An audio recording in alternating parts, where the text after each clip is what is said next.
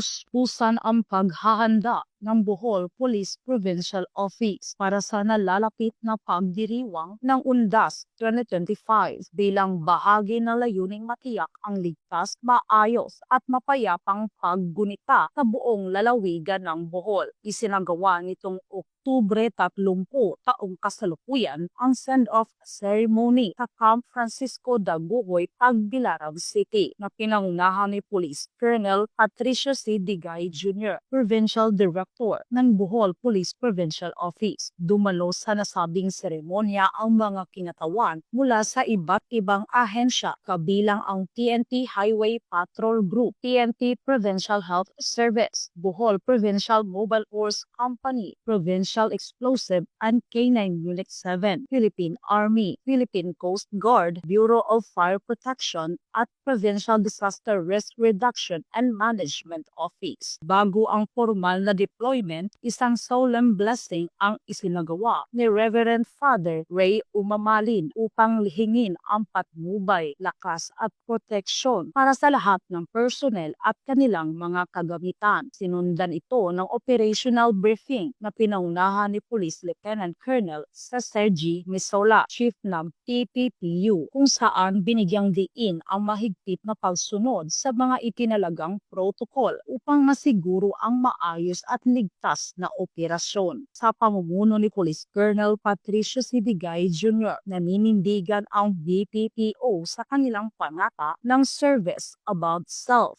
at peace above comfort. Buo ang kanilang loob na tuparin ang tungkuling magbigay ng proteksyon at gabay sa publik sa paggunita ng Undas 2025. Mula dito sa Bohol Police Provincial Office, ako yung Police News Network Correspondent, Patrolwoman ni Pia Cañedo, alagad ng batas, tagataguyod na balitang pulis.